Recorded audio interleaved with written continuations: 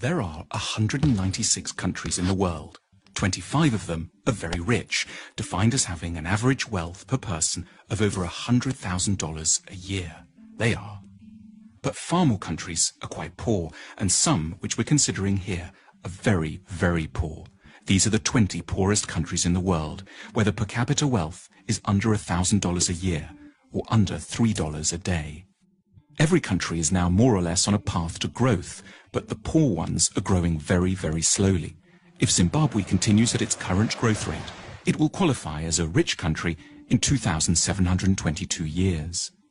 What we want to know in this film is why some countries prosper and others stagnate, so that we can understand what rich countries are doing right and get a better grip on the challenges and hurdles facing poor countries. There are basically three factors that determine whether a country will be rich or poor. The first is institutions. Institutions are beyond important. Broadly speaking, rich countries have good institutions and poor ones have very, very bad ones. The correlation between poverty and corruption is direct. The richest countries in the world are quite simply invariably also the least corrupt ones. And the most corrupt countries are also the poorest.